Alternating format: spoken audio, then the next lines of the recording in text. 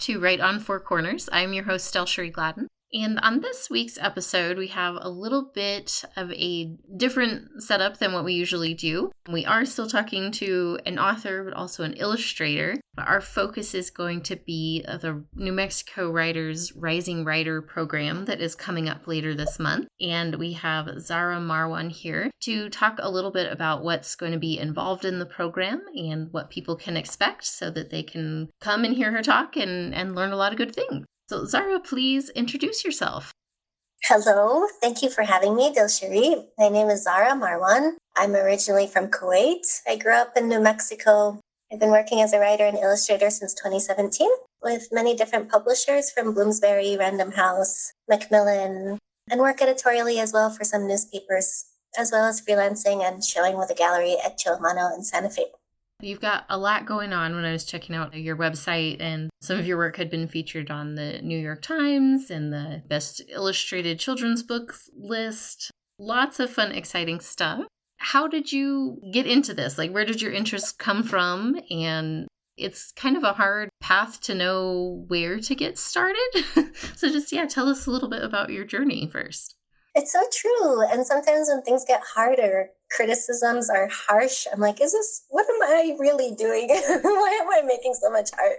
But I don't know. I'm really driven by this desire to just write what I'm thinking and feeling and drawing. Well, and I noticed with your books, you've got a lot of books that you've illustrated for various authors, and then you have your own author-illustrated books as well. And it looks like a lot of your work, it doesn't tackle, I guess, what most people think of as like children's topics. You have one about art, and you bring different cultural elements into it. So you really seem to have a pretty layered approach to writing and illustrating for children that sometimes some people may, little kids don't understand all of that. But I think they do, and there's not enough books out there that really incorporate depth into them in a way that little kids can appreciate, because that's a hard thing to bring big topics into focus for little attention spans. Yeah, that's so true. I wish I could separate politics from my personal life, but I was born into a system that just oppressed me and my family. So from a childhood perspective, I wrote what I experienced as a formerly stateless person, but in a really small and gentle way. And like you're saying, I feel like children's responses have been, one child asked me, like, why did you have to leave and they got to stay? And that's it's such a poignant question that when I was invited to a human rights conference in Malaysia last year, I asked that same question, like, why was it that I had to leave, but the people who were oppressing us got to stay in our home?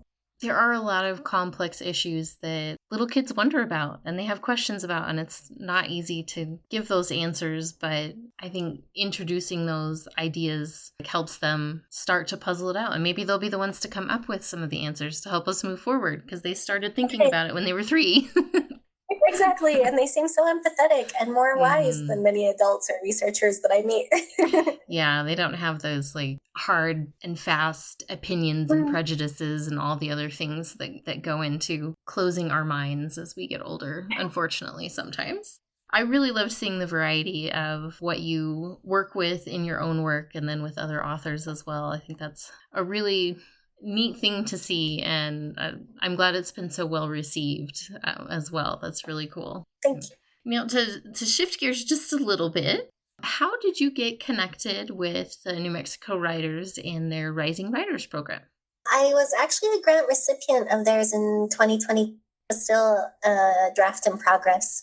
And it's lovely to be received by your colleagues and to receive some sort of monetary recognition or support to help you continue writing and in your field. And they invited me to join their board of directors. So being with New Mexico Writers, I really believe in their mission of I joined Rising Writers within New Mexico Writers, which sends out published authors to rural areas or smaller cities to work with people who are aspiring to publish their works, to talk about what that could be like. Yeah. Well, and this year they're expanding. So I know they have programs in Gallup, in Farmington, in some of the southern part of the state as well. So trying to reach more people. And even with Farmington, which is a city of 45-ish thousand. And we do have a small college here which hosts this radio program. but we still often don't get access to the same level of resources and professional level writing and coaching and just being able to have those conversations. Because we're decently sized, but to get to a big metropolitan area where you might hear some New York Times bestsellers or publishing professionals talk, that's still like 7 to 8 hours away for a lot of these areas. So it's really cool to have a bit more like brought into our area where people can easily access the information. So we're excited to have you come down and chat. So tell us a little bit about what the plan is for your upcoming program. Great. So I am so excited to come. I've never been to Farmington before. And I feel like people who live in cities like Farmington or Gallup or places where only 40,000 people live usually have the most interesting and particular stories to tell anyways, as opposed to people who live in big cities. What will this be? It will be at Quill and Quest on October 23rd from 4 to 5:30. And it'll just depend on how can I get started, how to work with literary agents, failing and revisions, how to take portfolio feedback and just keep moving forward, how to work subtly with human rights issues, or even things like working from zines with independent publishers or to the big publishers like Random House. I don't know. I'm really open to talking about anything from book advances to why is art and writing this beautiful and why do we keep making art when it's this hard? I don't know. It is hard. There's something about like creatively minded people that like there is the driving force of you need, even if nobody else sees it ever, but just to like be able to put your thoughts into some sort of medium and whatever you're thinking and feeling. There's this weird value to it that is really hard to explain. Right. And it's so satisfying. I don't know why. And then the biggest things, even like the awards or recognition the first book got, the most beautiful things were about like people who really connected to the work. So I feel like it's the human connections that come with these projects that are the most beautiful. Well, and I think trying to get into a space where you're doing creative work professionally, whether that's, that can take a lot of different forms. Publishing particularly, there have been a lot of barriers in the past. And it's been, kind of like almost this exclusive club in a lot of ways. And that has changed a lot over the past 15 years. But there's still, I think, a lot of questions because it can be really overwhelming when you first want to dip your toe into it to just be like, where do I start? What path is the right path for me? And how do I go about it? This area in Farmington, it has a pretty big and wide-ranging writing community that's kind of all over as far as interest and genres and everything. But I do know we have quite a few who are interested in author and illustrator roles as well. And one of the things I wanted to ask you about, because I can't even remember what podcast it was on, but she was talking about editing children's books and how she'll get submissions of an author-illustrator project where the author has done their own illustrations, but it's like, here are some pictures that go with scenes from my book. And she's like, we often have to say no to that because there's a storytelling style within illustration that has to be learned, and if you're just like, well, this is a cute scene and I drew a picture of it, so we can include that, like, it's not quite the same thing. So me, myself, knowing that we have some people here in this area who are interested in that, what is an area that you might be able to talk about as far as people who are interested in doing both roles, how to learn more about what that means and how to approach it? Right. Yeah. If someone writes and creates art and they know how to blend those two together, then yes, that is how you should share your work. Oftentimes I see authors, they look for an illustrator to illustrate their writing before approaching publishers, and that's a big no. I don't know why, but publishers don't want to see you hire your own illustrator. And it's to your benefit, I feel like, because you're just sharing your writing and they get to envision what the story could look like. And then if they acquire your draft, then together you find an illustrator and you both get advances. So everyone will be happy and the editor will work with both of you separately. And no one gets it. There's no power struggle that way. But if you're an artist and a writer, then finding a way to really marry your work in a way that's not too didactic or where the art doesn't exactly reflect the text is the most beautiful way to approach it, I think.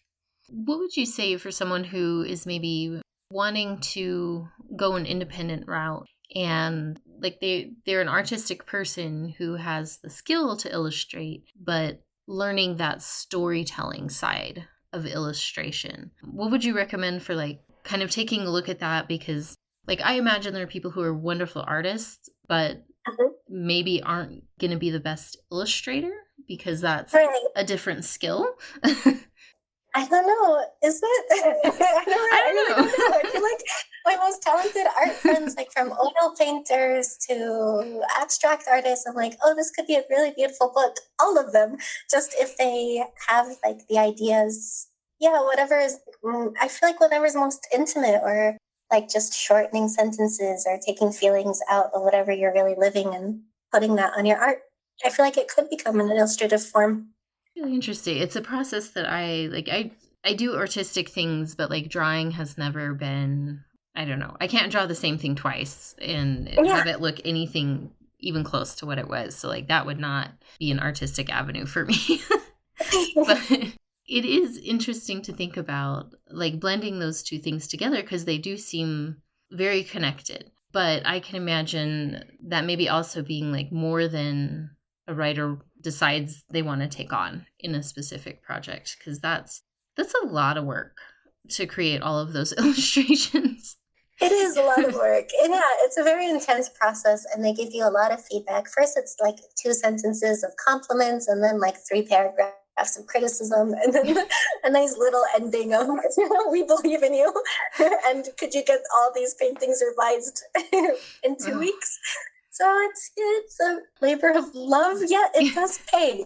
I feel like we should say that. There is money in publishing. Well, that's good. That's good to know. With like that process of criticism, I think that's one of the hardest things to learn when you take a creative work into a professional realm, because then suddenly it's not just for you anymore. You're trying to anticipate reader needs or follow conventions or even hit a certain number of pages. You know, it'd be hard to get someone interested in a children's book that was 6 pages long. So it's like, well, what do we need to add? Dealing with that criticism as far as the writing portion, I know can be challenging. With art, that seems like it might be even harder because especially if you're doing it non-digitally, that's a lot to go back and fix even small details. Yeah, it's a lot. It is an intense process. I mean, first you're creating something and you're self-critical, and then you work with an editor and they're not afraid to tell you what they think is the problem for about a year or 2.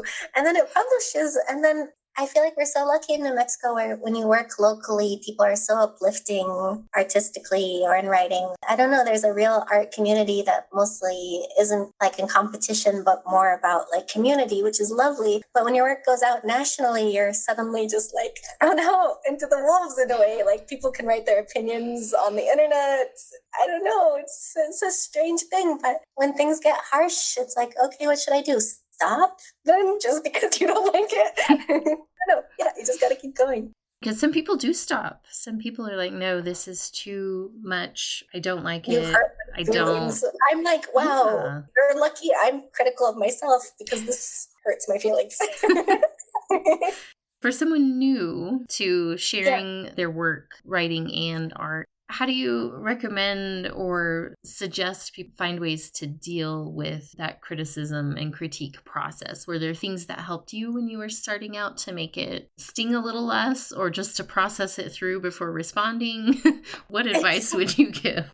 There have been times where I'm like, wow, I'm getting really good at accepting rejection, because sometimes even like editors you work with, they're like, send us a new story and I like it. And then they share it with their team and they're like, actually, we can't acquire this. And I'm like, oh, wait, this doesn't feel any easier than when I first started. This is still really hard. to keep laying out your work. And what's cool about our craft is that you're alone and you're thinking and you're making. So to just really go into that and make something and finish it and feel good about it. And then if it's rejected, it's rejected. And you keep trying and you keep working on it and keep sharing it until it publishes and people still don't like it. And you just keep going and making things. It is a weird process that we subject ourselves to at times, but there are a lot of positive aspects. Hearing what people think and being able to connect, and I would think especially with children, they're funny. Like they're so honest. Like they're gonna tell you if they loved it or if they're like that's dumb or You like get a Kirkus review and you're like, oh gosh, this is kind of passive aggressive. And then you do a school visit and a kid shows up and he's like, I love this. And you're like, yes, that's exactly, you're the right audience. I don't know who this critic was, but I'm glad you love it. Well, that's such an important distinction, or it's like, who are you writing for and whose input and responses are you going to kind of put in that spectrum of like, this is what matters the most? And yeah, some guy over in, I don't know, Vermont who was like, this was dumb. I didn't like this for my, 4-year-old. Like, it's really hard to like weigh sometimes like, well, this opinion matters. This is who I was trying to reach and it's doing its job. And if this group over here didn't love it, well, it wasn't for them. And that's okay. Like it doesn't have to be for everyone. But that takes some time to be able to put those feelings in different boxes and like, okay, you can sit there for now and I'm not going to think about it because you know what? Little Jim over here with his grandma thought that this was like the best thing he'd ever seen in his life. Yeah, exactly that. Right. It's like just, and I don't even know if these feelings are compartmentalized. It's like they're just always happening at the same time. This like drive that, oh no, what will other people think? It's kind of on the side, you're right, but it is always there. I don't think you can ever completely put it away. As far as like workshopping, you're coming to have kind of this conversation with people and answer questions, give advice. I think this is a great starting point for people who are interested. Mm-hmm. Having a group or a critique partner, or whether in person or online, is something that I think is so beneficial in creative work because it can get very isolated and we can get inside of our own heads and be like, this, like, I like this is amazing, but then it's not really like working for other people. How would you suggest to people finding that outside input in like a safe place where it's not going to be people just coming out and being nasty? What is that like, especially on the illustrator side, to be able to share and find that community that can be helpful in improving and developing your craft? Let's see. I feel like finding artists who are similar in spirit to you, either artists or writers, even if they're more advanced or less advanced, but people you really admire as people and as writers or artists to share your work with and see what they think. But I don't know. For me personally, I trust my editors right now at this point. How long have you been working with or contracted or any of the forms that it can take in publishing of working with editors and publishing houses? How long been doing? I got my first contract with Bloomsbury Books in 2019, and the book published in March 2022. And I think the spring of 2023, I had 7 or 8 more contracts. And that was a little intense, for about a year. So, and publishing can be really slow. So that first project like feels like it's taking forever. And then you started getting more interest as far as illustrating and then your own projects, balancing all of that. What worked for you in trying to deal with, day-to-day life, but then also having this creative energy to be able to fulfill your contracts, but then work on, I would guess, personal things just for your own enjoyment as well. Right. And it's really silly because it's like these stories I'm writing or that I agree to illustrate, they're things I really love deeply. So this like weird inner struggle to want to also create like my own personal watercolors at the same time was kind of a silly one where I'd feel kind of grumpy, like going to my studio being like, oh, I have to paint flowers today. Like so silly, but it did become overwhelming. I was really eager to take on a lot of projects I often feel really eager to take I love it. I really love making all the things, but it was too much. I can imagine that's especially doing like your own work and other people's work at the same time. It's like you're still doing the same work, but there's a different energy to it, I would think.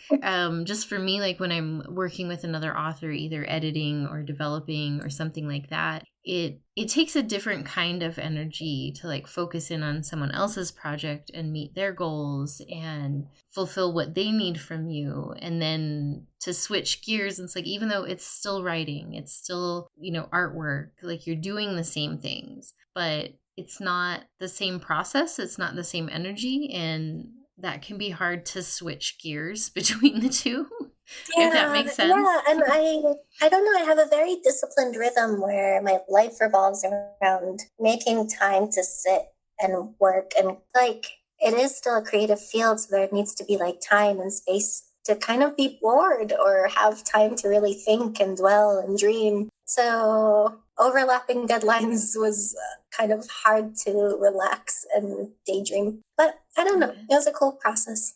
Let's see what happens. Maybe I'll get better at dreaming on on overlapping deadlines.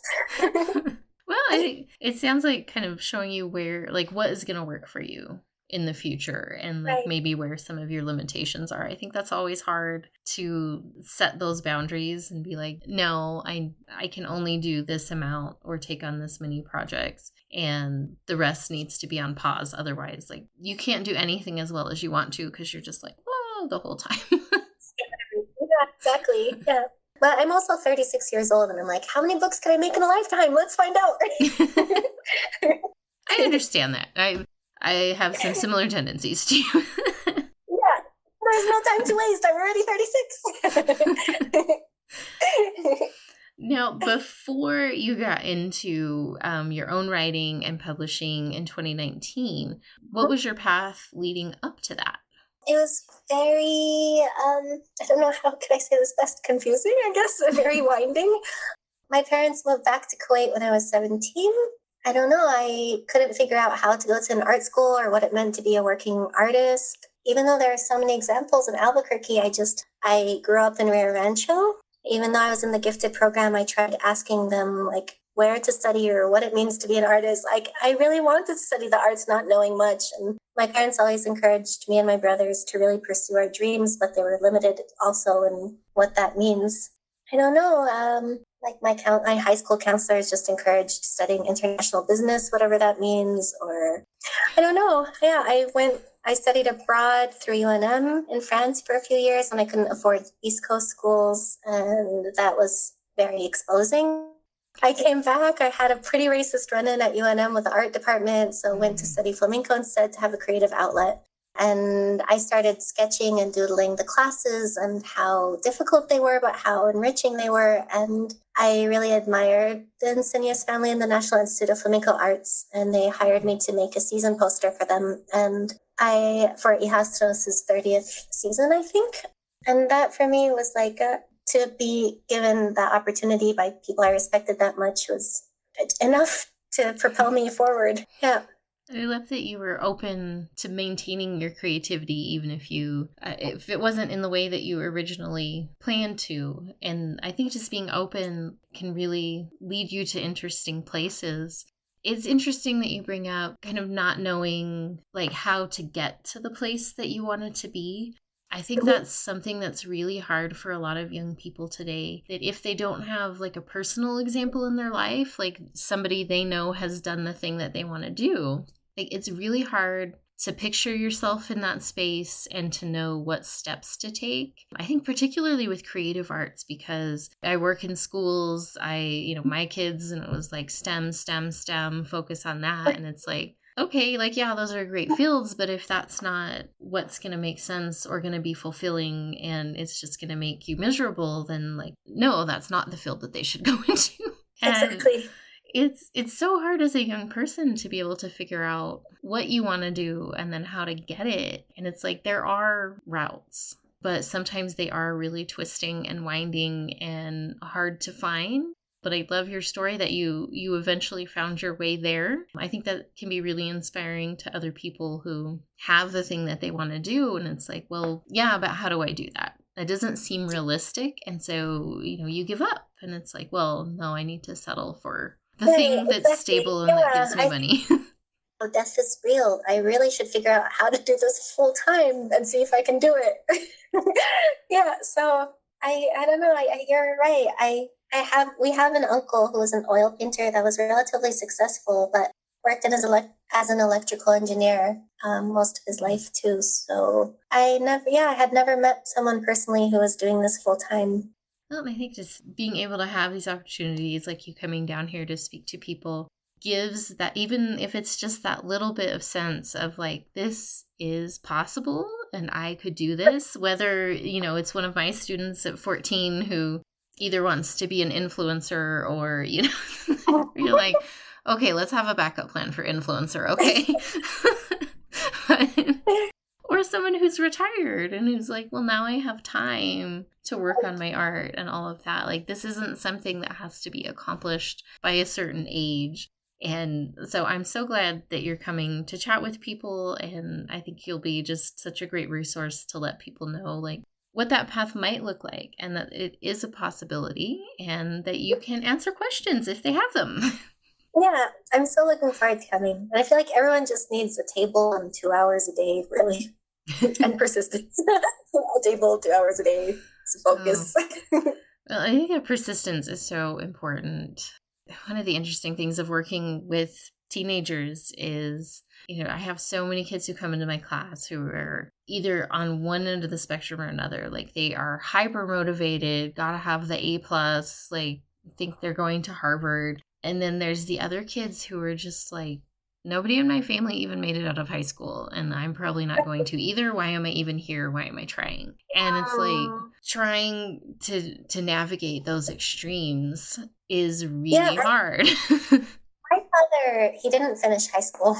So it's true. My mom went to technical school. My grandparents were all illiterate. I mean, it feels miraculous to be doing this work in the situation that I was born into.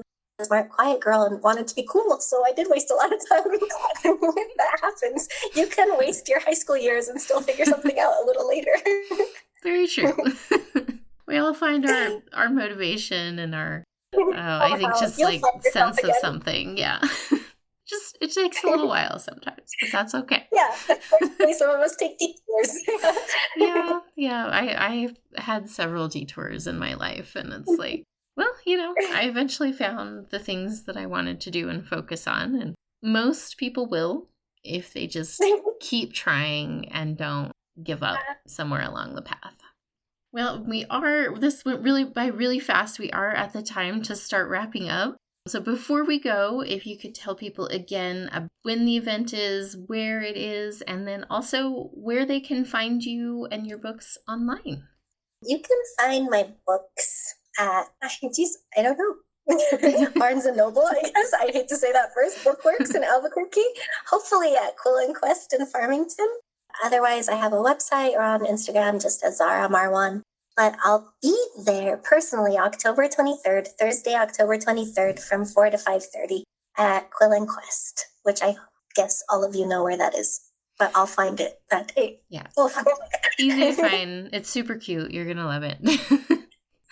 I'm so excited to come. Well, thank you so much for taking the time to chat today. I'm looking forward to meeting you in person soon. And best of luck with everything and all of your mini projects going on. Me too. You too. Me too. Thanks. I wish myself luck too. You too. Your writing, your students, and everything. Thank you. Thank you.